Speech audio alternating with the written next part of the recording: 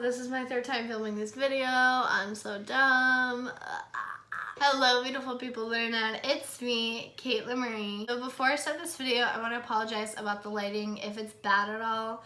The weather has just been so crappy these last few weeks. It has been nothing but cloudy and raining for the past month.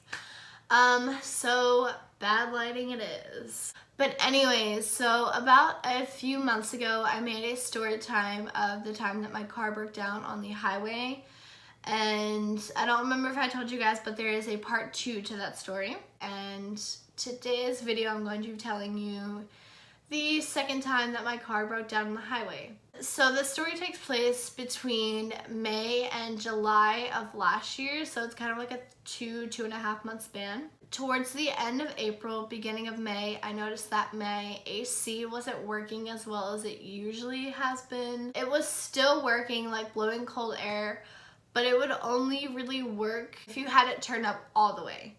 And if you weren't going like 50, 60, 70 miles an hour, like driving on the highway, it wouldn't really blow cold air. Like it would be cool, but it wouldn't be cold. But I didn't think anything of it just because it was an old car. It had a lot of problems, so I was like, you know what, it's whatever. I don't really have the money to fix this right now, so I just dealt with it. I was still driving it back and forth to and from work and going out to hang with friends and all that. But then one day I was sitting in traffic going to work and I realized that my temperature gauge had gone pretty much almost all the way up. And if you don't know what I'm talking about, there's a little temperature gauge in your car and there's an H at the top and then there's a C at the bottom, and the gauge is supposed to be in the middle. And what that is it makes sure that your engine isn't overheating, and if it does get to H, it means that your engine is overheating. But mine didn't get to H, it got very, very, very close to it. But then once I was out of traffic, it went down back to the middle, so I was like, okay, that was weird. So I told my dad the next morning, and he was like, okay, let's go look at your car. And he found out that one of my AC fans was broken, which is why it wasn't blowing out as much cold air. So we went to O'Reilly's to get the part to fix it, but it still wasn't blowing as cold as it has been. And at this point, O'Reilly's had already closed, so we were like, okay, we'll look at it tomorrow. We'll get a new part or whatever tomorrow. We'll talk to them tomorrow and we'll figure out what's actually going on with your car. So I asked him, I was like, is it okay to drive with it though? Because I mean, we still haven't figured out what's wrong with it, so am I gonna is my car gonna blow up on my way to work? And he was like, no, you should be fine, you should be good. So at this point, it's probably the middle of July, I think it is. And at this point, I'm also working 2 jobs. So the next day I had one job in the morning. I think I worked from 8 to 3. And then my other job, I think I worked from 4 to 10 or something like that. So I go into my first job, which is a pizza place, and I'm supposed to be delivering pizzas. So once my shift was over at the pizza place, I have to drive 25 minutes to my other job. I noticed that my AC completely wasn't working at all. It wasn't blowing any cold air at all. So I just rolled all my windows down and I was just driving to work with my windows rolled down. Mind you, this is in July and it's 90 degrees. And I noticed that my car was taking forever to get to even 20 miles per hour, and it was really, really weird. That's never happened before. So I called my dad and I told him what's going on. The air is not working at all, and it was taking forever to get up to the speed that I needed it to go to. And he was like, okay, well, when you get home from work, we'll take a look at it. So I get to my other job, and when I leave, I get probably a minute up the road and my battery light comes on, and it's not fully on, it's flashing, it'll come on for a second and then go right back off, but it was doing that for 2 minutes. So I called my dad and I was like, my battery light's coming on, what does that mean? Am I good to drive it? This has never happened before. And he was like, yeah, you should be okay to drive it. Like, your battery's not bad. It's just your AC. Like, I don't know why your battery light's coming on, but we'll check it out when you get home. So I was like, okay, but if I get stuck on the highway, like, it's gonna be your fault. And that was the moment that I knew I had foreshadowed some terrible events. So I get probably like 5 minutes down the road maybe, and my temperature gauge goes back up once again. And I'm not sitting in traffic because it's like 10:30 at night, so there's no traffic. And the only time my temperature gauge would go up is when I was sitting in traffic. So I found that really, really weird that it would go up randomly. And it wasn't going down at all. I got very, very, very close to the H once again. So I called my dad again. I was like, hey, my temperature gauge is going up. Like, what do I do? And he was like, just pull over, sit on the side of the highway, and I'll come get you. We'll figure out what's going on. So I'm like, okay. So I pull off of the highway. I pull off in like a gas station or something. I wait like an hour for my dad to get there. And he finally gets there. He looks at the car and he's like, I don't understand what's going on. Like, your battery light's not coming on. The temperature gauge is kind of going up, but not that much. So he was like, let me drive it. Let me see what it feels like. You drive my car, you follow behind me, and hopefully we can get home. I was like, okay.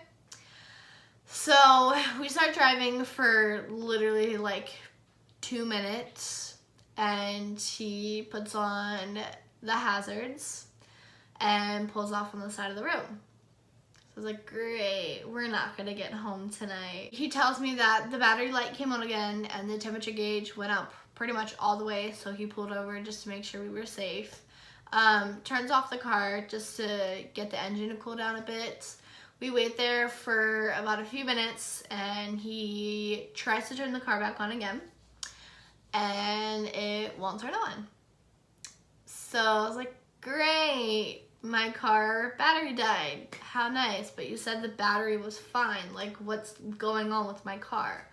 So he pops the hood, and apparently he sees that I believe it was the serpentine belt completely broke. And if you have no idea what that is, because I didn't know at the time, that basically controls your AC and power steering and then something else. And if that breaks, you're basically kind of screwed, because your car literally cannot work without a serpentine belt, which is why it turned off and wouldn't turn back on. So at this point, it's probably like 11:30, I think, maybe close to midnight. And my dad had to work really early in the morning. So what we did is we left my car on the side of the highway, and we took his car, went home. We both woke up really, really, really early in the morning, probably like 4. So what we did before my dad went to work, I got my car, put it in neutral, and then he got behind me and pushed my car off onto an exit. And then somehow a miracle happened and we got it into this parking lot. I don't know how we did it. This was the most complicated and scary thing I think I've ever done in my entire life. But somehow we pushed my car off onto an exit and then to a parking lot. So we let it sit there. My dad went to work, and then I took his car home because I also had to work in the morning, but a little bit later than him. So I went to work. I think I worked from like 12 to 4, and then I went to go pick up my dad from work. And then we called my friend's dad because he works on cars sometimes and he knows a little bit about cars, and he's fixed my car in the past. So we gave him a call, told him what all was happening with the car, and he was like, okay, I'll meet you. Where are you? We'll come figure out what's going on. So probably about 6:30 that night, we finally meet up and we're looking at my car, and apparently the serpentine broke, but also there's a pulley that I think was attached to the serpentine belt, I think is what they said. The pulley was completely missing. That was like broken off, whatever. Usually a serpentine belt is an easy fix, but my friend's dad didn't have the tools to fix the pulley, and we had called up an actual car shop to see, you know, like how much it would be to fix it, and they pretty much told us that it would be $1,000 to fix that. So at this time I did not have the money to fix that because I had just paid pretty much $1,000 to fix it the last time, which was like 3 months ago in the last story time, if you guys remember. So I didn't have the money to fix that. So basically what my dad decided was that we were just going to let my friend's dad take the car to his, he kind of has like a little car shop that he works on cars on. So we were gonna let my friend's dad take my car to his car shop, try and see if he can fix it, try and see if he can get like any friends to fix it for a little bit cheaper than $1,000, obviously. I've had so many issues with that car, like literally every other week it had something wrong with it, whether it was major or minor. So my dad just decided that we were just gonna let the car be and just save up and buy me a new car. So that car is now still sitting, to this day, it is still sitting in my friend's dad's garage shop, car garage shop, whatever. It's still sitting in my friend's dad's car shop garage that he has. And for about a month, I had to borrow my parents' cars and I had to take them to work so that I could go to work, and then I would have to pick them up from work as well. So that was my life for about a month until I finally had enough money to buy a new car. So yeah, that was pretty much the last time I ever drove that car. But yeah, so that was the struggle of my first car. I loved and hated that car all at the same time. I spent so much money fixing that. I'm pretty sure I put more money into fixing that car than I did actually buying the car. I hope you guys enjoyed this story time about my car struggles. Let me know in the comments down below if you have had a car just as bad as me, maybe even worse. I hope not. Also, let me know what kind of videos you want to see from me. I'm kind of stuck on video ideas and I don't really know what to make. So let me know what kind of videos you want to see from me in the future. Yeah, thank you guys so much for watching. I appreciate every single one of you more than you will ever know. Make sure to give this video a like if you liked it. Don't forget to hit subscribe and click the little bell so you never miss when I post. Make sure to always stay grateful, thankful, and positive, and I will see you guys next Monday. Bye, guys. And hopefully next week the lighting will be better. Cross your fingers.